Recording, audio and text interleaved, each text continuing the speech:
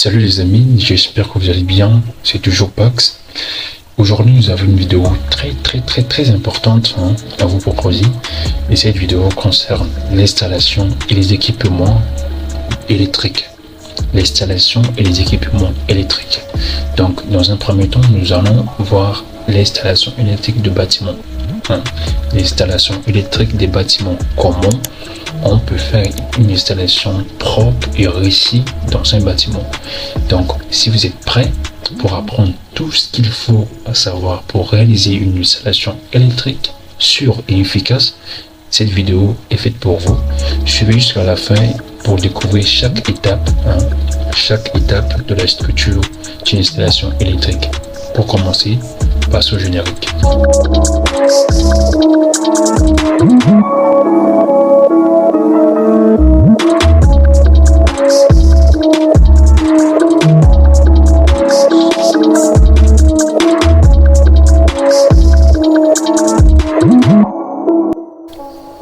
Donc, comme je disais tantôt, nous allons explorer ensemble la structure d'une installation électrique.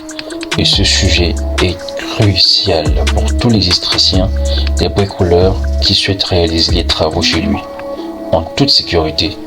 Donc, je vais vous guider pas à pas à travers les différentes composants d'une installation électrique et vous donner des conseils pratiques pour réaliser ce travail en conformité avec les normes en vigueur. Donc, que ce soit que vous soyez un électricien, professionnel ou un bricoleur passionné, la compréhension de la structure d'une installation électrique est cruciale pour grandir la sécurité de votre installation. Donc, dans cette vidéo, on va apprendre plus sur les éléments, les composants qui assurent la sécurité d'une installation électrique. Alors, nous allons rentrer dans la partie structure, parce que cette vidéo va baser sûrement sur la structure d'une installation électrique. Donc, on va déjà rentrer.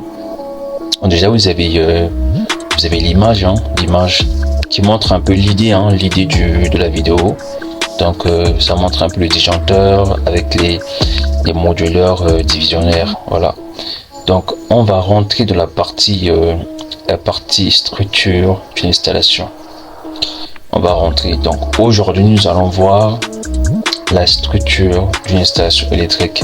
Et toute installation électrique est constituée des éléments suivants. Ces éléments sont la source d'énergie, l'appareillage de protection, appareillage de connexion, canalisation, appareillage de commande et appareillage d'utilisation, appelé encore les récepteurs. Donc, on va entamer la partie source d'énergie. C'est quoi la source d'énergie ici? La source d'énergie électrique est un dispositif ou encore un système capable de fournir de l'énergie électrique à un circuit ou à un équipement. Donc, elle permet ainsi de produire ou de transporter, d'utiliser l'électricité en convertissant une autre forme d'énergie. Donc, c'est un peu ça. Et parmi ces sources d'énergie qu'on trouve, on peut avoir un accumulateur, des piles, alternateurs, panneaux voltaïques, appelé encore le panneau soleil. Donc, on a des illustrations que je vais vous montrer, comme ça vous avez une idée sur ce que c'est un accumulateur, une pile ou encore alternateur génératrice. Donc, sur l'illustration, là, on a un alternateur génératrice qui va produire l'électricité, ou encore on va appeler une source d'électricité, parce qu'il va tourner et produire l'électricité qui va vous permettre de utiliser vos récepteurs. Et après, nous avons le panneau voltaïque. Donc, ce panneau, on appelle souvent le panneau solaire. Panneau solaire, vous connaissez déjà. Par le soleil, c'est aussi une source d'énergie électrique qui fournit de l'électricité, qui capte l'électricité de l'énergie soleil et la transforme en énergie électrique que vous utilisez dans vos maisons souvent. Alors, donc nous avons l'accumulateur, le panneau soleil, les piles et l'accumulateur qui sont les batteries. Une batterie, les piles, ce sont les accumulateurs parce que ils utilisent un système souvent de chargeable et tout ça. On va entamer la partie appareillage de protection. Alors, c'est quoi un appareillage de protection? On se demande souvent et voilà, on va vous expliquer, je vais vous expliquer brièvement. Donc, les appareillages de protection sont indispensables actuellement dans le circuit, dans le système électrique, système d'installation électrique. Donc, les appareillages de protection sont extrêmement importants car ils permettent d'agrandir la sécurité des personnes et des équipements en cas de surcharge, de court-circuit et de tout autre dysfonctionnement donc, du système électrique. Sans ces dispositifs de protection, le risque d'incendie ou encore d'électrocution serait bien plus élevé. Donc c'est très important d'utiliser les appareillages de protection parce que ça nous permet de protéger les personnes, non seulement les personnes mais aussi d'autres installations électriques. Donc on peut avoir des appareils de protection comme le disjoncteur, comme le fusible, comme l'interrupteur différentiel et voilà. Tout cela joue le rôle d'un appareillage de protection. Donc, ce qui se passe souvent, c'est quoi? Quand il y a un dysfonctionnement sur l'installation ou encore sur notre maison, ce qui se passe souvent, c'est quoi? Le dispositif détecte rapidement l'anomalie et coupe automatiquement le courant électrique pour éviter toute situation dangereuse. Voilà. Donc c'est très important d'avoir des appareils de protection dans une installation électrique car ça protège et ça permet de sauver des vies. Donc sur ce chemin, nous avons des illustrations comme une cartouche fusible qui joue aussi le rôle d'un appareil de protection. Ce sont des appareils de protection. Et ça, s'il y a un court-circuit, il y a le filament qui est à l'intérieur de ces fusibles qui vont justement se fondre et couper le courant. Donc après ça, nous avons le disjoncteur, disjoncteur différentiel. C'est peut-être un disjoncteur interrupteur, disjoncteur différentiel. Ce sont les parties de l'appareillage de protection. Et après, nous avons aussi le relais thermique. Donc ça s'utilise dans le domaine industriel pour le moteur. Ça protège contre les surcharges. Et aussi le parafoudre. Le parafoudre que je vais vous mettre l'image tout à l'heure. Parafoudre contre les fautes quand il pleut. Il y a souvent l'éclair et ça peut créer aussi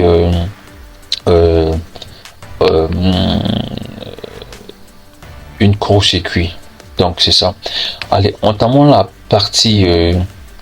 l'appareillage de connexion.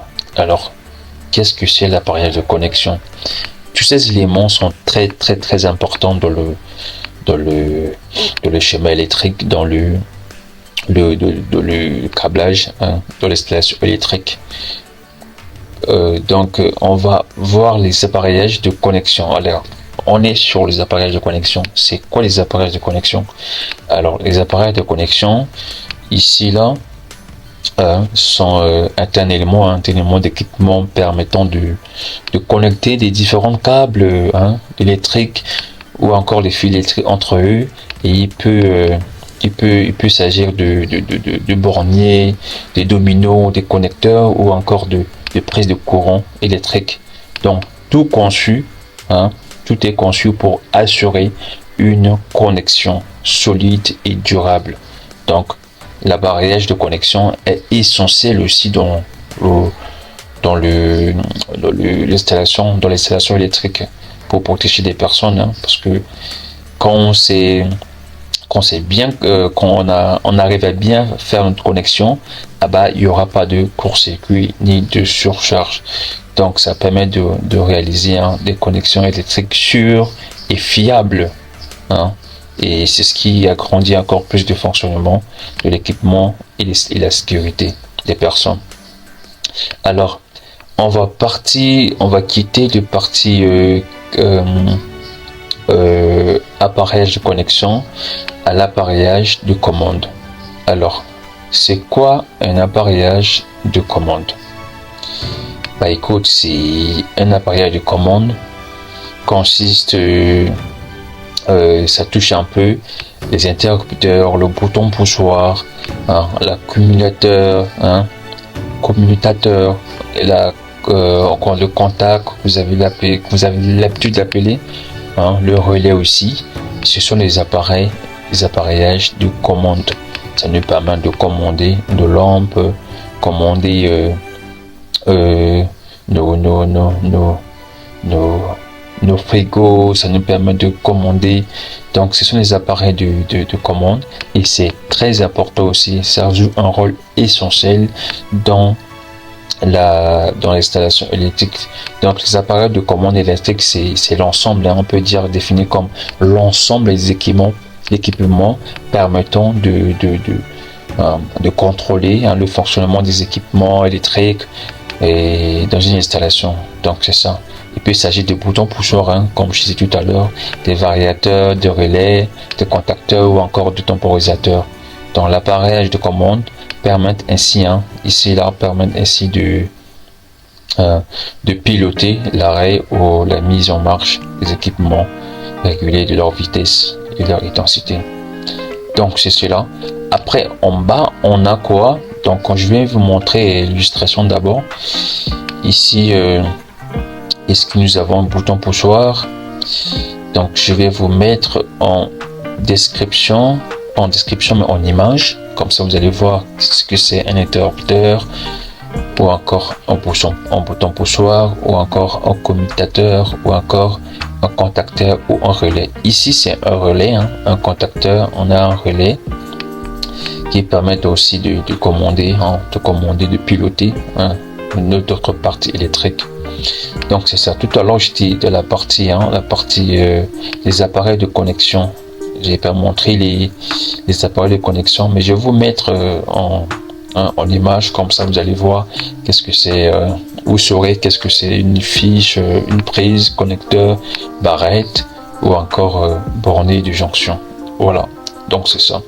Alors quittons de l'appareil d'utilisateur de commande à la canalisation. Alors, qu'est-ce que nous appelons comme canalisation? Canalisation, cette partie aussi, c'est très très très importante dans l'installation électrique, car la canalisation c'est une partie électrique, hein, un ensemble de câbles, de conduits et de supports utilisés pour acheminer l'ensemble, hein, d'électricité dans une installation électrique. Et les canalisations électriques peuvent être enterrées, placées dans des gaines ou encore des chemins de câbles, en fonction de l'environnement et de l'utilisation. Donc il faut tenir compte de l'environnement de l'utilisation aussi. Souvent les gens arrivent à confondre l'installation apparente et encastrée. Ils ne tiennent pas compte de l'environnement, car ça c'est très très très dangereux, non seulement pour l'installation mais pour les personnes. Donc il faut vraiment tenir en compte de la canalisation électrique. Donc voilà, la canalisation électrique, ça peut être enterré ou placé, hein, dans les gains, chemins de câbles et tout l'environnement. Donc ça dépend de l'environnement, hein. Il faut bien choisir l'environnement prévu pour cette installation. Donc ils sont conçus, hein, la canalisation électrique est conçue pour agrandir une bonne isolement électrique, ou encore une résistance au contraire mécanique et thermique ou encore chimique. Donc C'est ça la canalisation. À la fin, nous avons les appareils. Bon, ok, je vais vous montrer d'abord les images. Donc ici, nous avons du fil, fil de câble qui va faire partie de la canalisation, canalisation électrique, et aussi les barrettes. Ici, c'est les fils, fils de câble que je vais vous montrer. Attendez un instant. Là, c'est la barrette. Là, c'est les fils de câble. Ici, là, c'est la barrette. Ici, ça, c'est le conduit. Le conduit, c'est ça que vous voyez. C'est les conduits qui permettent de passer les câbles à l'intérieur encastrés. Voilà. Donc, c'est ça qu'on appelle la canalisation. Alors, voyons la partie appareillage d'utilisation.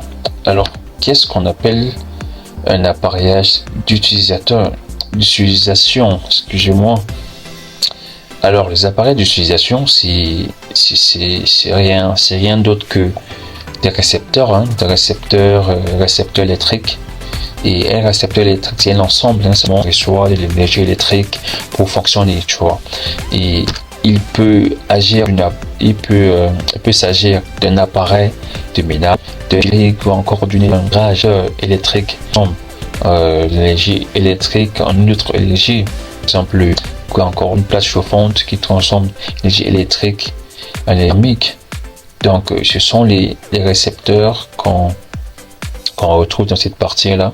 De cette partie-là, c'est très important aussi de voir quel calibre, comment le nombre de prises qu'on doit placer, l'ampérage, on tient compte de l'ampérimètre l'ampérage qu'on doit calculer pour pouvoir bien s'adapter à ces récepteurs-là qu'on va utiliser par la suite. Donc c'est très très important. Souvent, les courts-circuits viennent de là parce que souvent les gens ne font pas bien le choix des matériels qui fait que la capacité de l'intensité qui peut supporter le fil ne tient pas. Après, il y a un court-circuit. Donc, c'est ça. La partie appareillage, donc nous avons par exemple le moteur, appareillage d'utilisation. Nous avons le moteur qui est considéré comme un récepteur. Un moteur est considéré comme un récepteur. Un convecteur est considéré comme un résisteur. Une résistance comme un récepteur. Une lampe est considérée aussi comme un récepteur. Donc c'est ça dans l'ensemble. Ces 5 étapes là, c'est très très important. Je reviens sur ça. Très très important à suivre. Si tu es un débutant, si tu es un bricoleur, il faut tenir compte de ces 6 aspects là. Désolé, 6 aspects là. La source d'énergie, il faut calculer la puissance qu'on doit emmener dans notre installation. Les appareils de protection, il faut bien les choisir pour pouvoir réussir et faire une installation parfaite. Mais aussi les appareils de connexion comme les barrettes, les prises, les fiches, pour avoir une bonne jonction, une bonne connexion entre les fils. Et c'est très très très important. Et après nous avons la canalisation qu'on retrouve, que je disais tout à l'heure, les fils, les câbles, les barrettes, conduits, très très important dans les installations électriques. Donc après les appareillages d'utilisation sur le four, le ventilo, la télévision qui va venir après, et ce sont les personnes qui vont venir habiter cette maison qui vont utiliser. Donc il faudra faire une installation, une très bonne installation, pour que ces personnes qui viendront habiter dans cette maison n'auront pas des problèmes. Donc c'est un peu cela. J'espère que tu as compris l'ensemble des appareils qu'on doit retrouver dans l'installation électrique, ou encore, je dis tout à l'heure, la structure d'une installation électrique. Donc je répète, toute installation électrique est constituée des éléments comme la source d'énergie, appareil de protection, appareil de commande, appareil d'utilisation, les appareils de connexion et la canalisation. Donc, il est très important de bien identifier la famille à laquelle appartient l'appareil auquel on a affaire dans les protections, commandes, etc. Donc, j'espère que cette vidéo t'a plu, ce que tu as aimé. Si tu as pu retirer quelque chose de ces explications, je t'encourage à laisser des j'aime ou encore à t'abonner pour la prochaine vidéo. Dans la prochaine vidéo, nous allons décortiquer les parties des sources, des ressources, la source d'énergie, des appareils de commande, des appareils et si vous avez des questions, essayez de me poser les commentaires comme ça. Si vous avez besoin, je vais vous répondre et répondre à votre besoin. Pourquoi pas faire une vidéo pour vous. Donc j'espère que cela t'a plu. Si tu es bon toi, et on se dit à très bientôt.